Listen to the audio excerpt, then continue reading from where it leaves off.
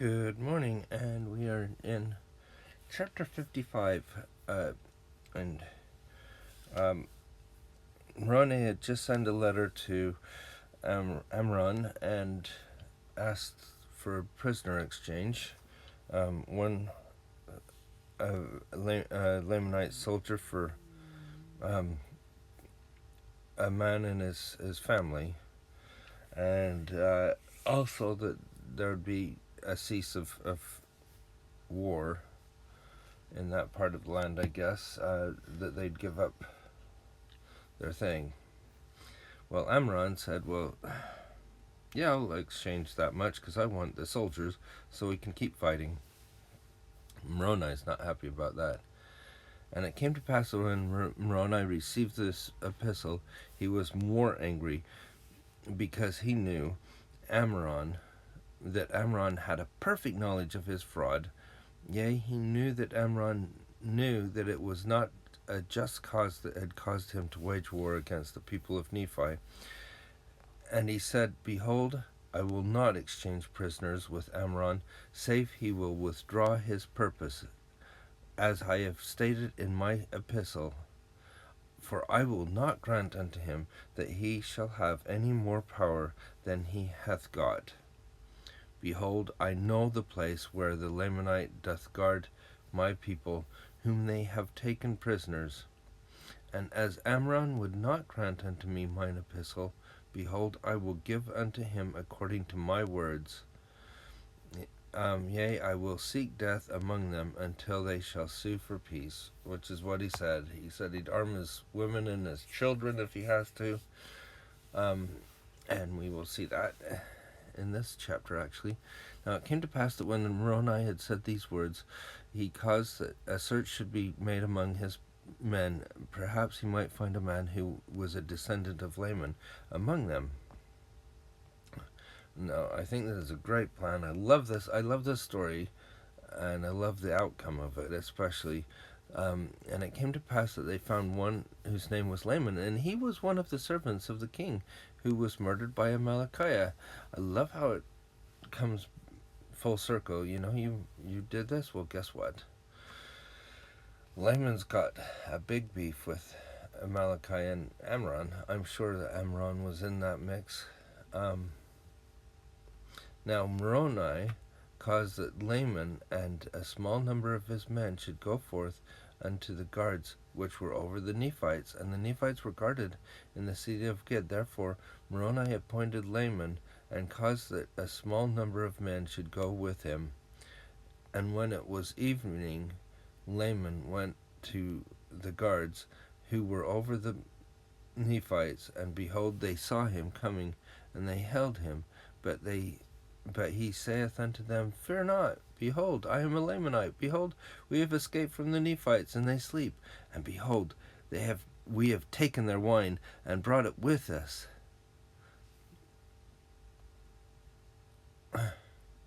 Now, when the Lamanites heard these words, they received them with joy, and they said, Give us your wine, that we may drink. We are glad that we have thus taken the wine. Ye have thus taken the wine with you, for we are weary.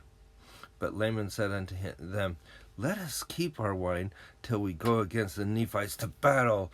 But this saying only made them more desirous to drink the wine. They really know how to twist things. It looks like they learned something from Amalickiah, I guess. But I love the little twist here. For they said, We are weary, therefore let us take wine, and by we will receive wine for our rations, which will strengthen us to go against the Nephites. Well, they're actually guarding the Nephites, and so they're really not going to go against them, are they? And they probably know that. They're just thinking, yeah. And Laman said unto them, I don't think they've got the most brilliant people watching the guards. They've got them out there on the front line. Well, they've got the other ones going, yeah, you stay behind. And Laman said unto them, You may do according to your desires. And it came to pass that they did take of the wine freely, and it was pleasant to their taste. Therefore they took of it more freely, and it was strong, having been prepared in its strength. And it came to pass that they did drink and were merry, and by they were drunken. Now when Laman and his men saw that they were all drunken, and were in a deep sleep, they returned to Moroni, and told him all the things that had happened. Now this was according to the design of Moroni. And Moroni had prepared his men with weapons of war, and he went to the city of Gid, while the Lamanites were in a deep sleep and drunken, and cast in the weapons of war unto the prisoners, insomuch that they were all armed, yea, even their women and all those of their children, as many as were able to use a weapon of war. When Moroni had armed all those prisoners, and all those things were done in profound silence. I love the word profound silence. But had they wakened the Lamanites, behold, they were drunken, and the Nephites could have slain them. But it was not the desire of Moroni. He did not delight in murder or bloodshed, but he delighted in saving his people from destruction. See the importance. This is the lesson here. He didn't delight in it, and so he did what he could to protect. And this is a good example, another good example of how he does that without losing life. For this cause, he might not bring upon him injustice. He would not fall upon the Lamanites and destroy them in their drunkenness. But you know what Amram or Amalickiah would do? But he had obtained his desires, for he armed those prisoners of the Nephites who were within the wall of the city, and he gave them power to gain possession of those parts which were within the walls. And he caused the men who were with him to withdraw a pace from them and surround the armies of the Lamanites. Now behold, this was done in the night time. So when the Lamanites awoke in the morning, they beheld that they were surrounded by the Nephites without, and that their prisoners were armed within. And thus they saw the Nephites had power over them. And in these circumstances they found that it was not expedient that they should fight with the Nephites. Therefore their chief captains demanded their weapons of war, and they brought them forth and cast them at the feet of the Nephites, pleading for mercy. Interesting, they didn't take the weapons from them. They made sure that they cast them at their feet. They didn't go around trying to collect these things. What they did was they said, okay, you've got a choice here, and you have to make that choice. Now behold, this was the desire of Moroni. He took them prisoners of war, and took possession of the city, and caused the prisoners should be liberated, who were Nephites, and they did join the army of Moroni, and were a great strength to his army. And it came to pass that he did cause the Lamanites whom he had taken prisoners, that they should commence labor in strengthening the fortifications around the city of Gid. They just flipped it, and look at what happened, because Amram would not do what he wanted. He not only got everybody back that he wanted, he didn't have to exchange prisoners, he took prisoners.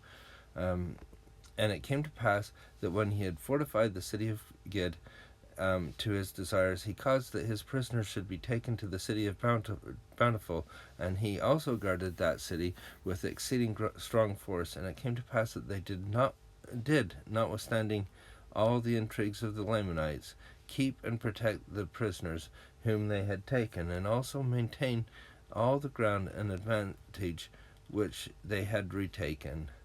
And it came to pass that the Nephites began again to be victorious and reclaim their rights and their privileges. Many times the Lamanites attempted to encircle them about by night, but it was those attempts that in those attempts they did lose many prisoners, and many times did they attempt to administer their wine to the Nephites, that they might destroy them with poison or drunkenness. But behold, the Nephites were not slow to remember the Lord their God, and in this their time of affliction they could not be taken in their snares. Yea, they would not partake of their wine, save they had first given to some of the Lamanite prisoners. And it came to pass that they were thus cautious that no poison should be administered unto them. For if their wine would poison a Lamanite, it would also poison a Nephite. And thus they did try all their liquors. And now it came to pass that it was expedient that Moroni to make preparations to attack the city of Morianton. For behold, the Lamanites, had by their labors fortified the city of Morianton until it had become an exceeding stronghold, and they were continually bringing new forces into that city, and also new supplies of provisions. And thus ended the 29th year of the reign of the judges over the people of Nephi. And we will put a pin in that, because the next chapter, we're going to go right into it right now, because we want to get into it. And it came to pass the commencement of the 30th year. It's just interesting how many times things end on one year and start on the other. The reign of the judges, on the 2nd day of the 1st month, Moroni received an epistle from Helaman, stating the affairs of the people in that quarter of the land. And these are the words which he wrote, saying, my dearly beloved brother Moroni, as well as in the Lord, as in the tribulations of our warfare, behold, behold, my beloved brother, I have somewhat to tell you concerning the warfare in this part of the land. Behold, 2,000 of the sons of those men whom Ammon had brought down out of the land of Nephi. Now,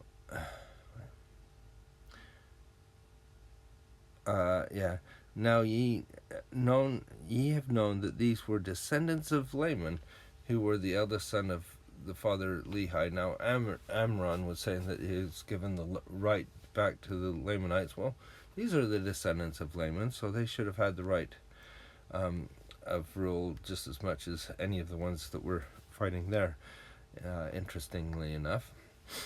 And now I need not rehearse unto you concerning their traditions or their unbelief, for thou knowest concerning all these things.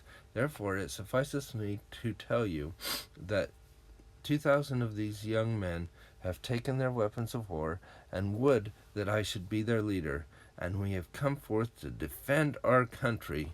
Remember, the pink is those things that tie to the title of liberty, and are the things that they're fighting for, and the reasons for it. And now ye also know concerning the covenant which their fathers made, that they would not take up the weapons of war against the brethren. This is also about the covenant. So when I was younger, I wondered how one generation could be so abstained to war that they would die rather than take up arms, and then the next generation could be pretty much opposite. They take up arms and they become great warriors. And how can one generation be one and one the other? It has to do with the covenants. And I think it's worth repeating here. I've had people say, well, in the Bible it says that they drink wine, and why don't you drink it now? Like, as if it's some sort of inconsistency. The difference is that we make covenants. And if Heavenly Father tells us to do one thing, if he tells us to no longer drive cars, and I make a covenant and I know that it is from God, I would covenant not to drive cars, because I would know that it would be because the Lord has said it. And it would be totally opposite to the ones of the earlier generations. It's just the way it is, and the word, and it always will benefit us in that way. Okay, so we're talking about covenants, and we'll see covenants come up here. But in the 26th year, now we've jumped back 4 years. What happened in the 26th year? That is the year that Amram took power. So Amalickiah gets killed that night, on the 25th year, and on the 26th year they find his body. So that's where we are. When they saw our afflictions and our tribulations for them, they were about to break the covenant which they had made and take up their weapons of war in defense. But I would not suffer them that they should break this covenant which they had made, supposing that God would strengthen us insomuch that we should not suffer more because of the fulfilling of the oath which they had taken. Isn't that an important scripture there? Knowing that if we won't suffer because of fulfilling what the Lord has given us. It may seem like the thing that we should do, but we don't break our covenants. Behold, here is one thing which ye may have great joy. We may have great joy. For behold, in the 26th year, I, Helaman, did march at the head of these 2,000 young men to the city of Judea to assist Antipas, whom ye had appointed a leader over the people in that part of the land. And I did join my 2,000 sons, for they were worthy to be called sons, to the army of Antipas, in which strength Antipas did rejoice exceedingly. For behold, his army had been reduced by the Lamanites because of their forces, and slain a vast number of our men, which cause we have to mourn. Nevertheless, we may console ourselves in this point, that they have died in the cause of their country and their God, and they are happy. And the Lamanites had also retained many prisoners, all of whom are chief captains, for none other have they spared alive. Totally different situation. They don't spare people. They are cruel people. The Amaronites, you might say, instead of the Lamanites, because that's who is running this now. And they are now at this time in the land of Nephi, as if it is if they're not slain. Now these are the cities which the Lamanites had obtained by possession of shedding the blood of so many of our valiant men: the land of Manti, the city of Manti, the city of Zeezrom, and the city of Cumeni, and the city of Antipara. So we've got 4 places there, and these are the cities which they had possessed when I arrived at the city of Judea, and I found that Antipas and his men toiling with their might to fortify the city.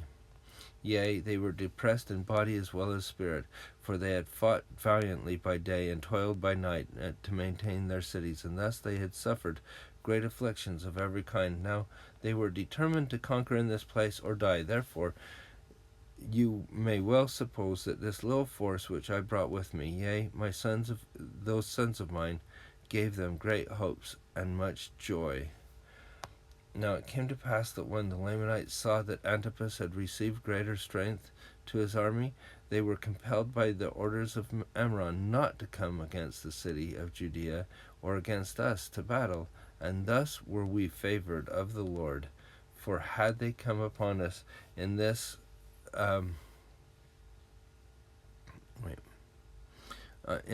our weakness, they might have perhaps destroyed our little army, but thus were we preserved. And they were commanded by Amram to maintain these cities which they had taken, and thus ended the 26th year. In the commencement of the 27th year, we had prepared our city and ourselves for defense. It seems like Amram has a lot more to do with this side of the battle right now.